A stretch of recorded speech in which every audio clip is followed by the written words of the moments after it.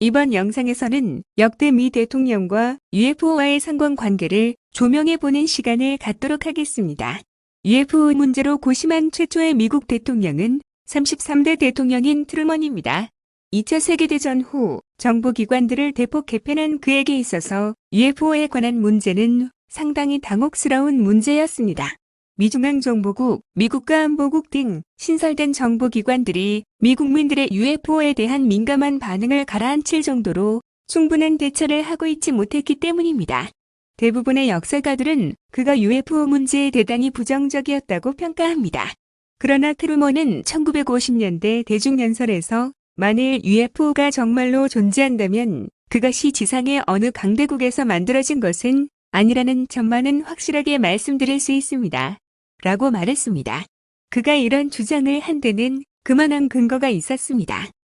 1947년 9월 27일 항공군수사령부 사령관 나산 트위닝 소장은 최초의 UFO 조사 보고서를 작성했습니다.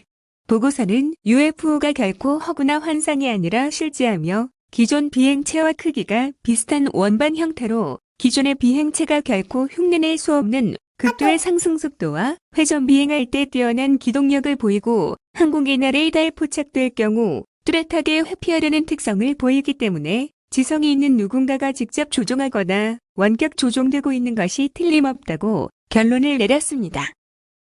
미 공군은 프로젝트 사인이라는 암호명이 부여된 UFO 전담팀을 가동하였는데 실무 책임자인 로버트 스나이더 대위의 지휘하에 뛰어난 항공운항 기술자인 알프레드 오딘과 엘버트 데이아몬드 그리고 핵미사일 전문가 로렌 스트레이트너가 수집된 UFO 관련 자료를 분석하였습니다.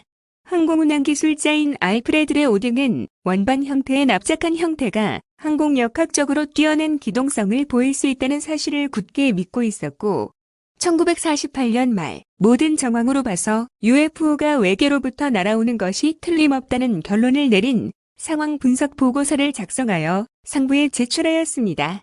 그러나 공식적으로 이 보고서는 폐기되고 맙니다. 관련 전문가들은 UFO가 실제로 매우 뛰어난 비행체로서 기동력을 갖고 있음에 주목하였습니다. 당시 상황으로 그런 비행체를 개발할 수 있는 초강대국은 지구상에 존재할 수 없다는 것이 그들의 결론이었으며 이런 견해가 트루먼 대통령에게까지 보고가 되었을 것입니다. 1952년 7월 19일 자정을 넘지 않은 시각에 미국의 수도인 워싱턴 국회의사당 상공에 미확인 비행물체 무리가 무려 3시간 반 동안 대거 출현해 긴급 상황이 발생한 경우가 있었습니다. 즉각적으로 미군군에서는 요격기인 F-94기를 발진시켰지만 UFO는 어느샌가 순간적으로 사라졌고 요격기가 다시 기지로 귀환하면 다시 레이더상에 나타나곤 하였습니다. 공군 측은 한마디로 확실한 조치를 취하지 못한 채 레이더에만 관망하고 있었습니다. 24시간 엄중한 방공망으로 둘러싸인 워싱턴 상공의 구멍이 뚫린 것입니다.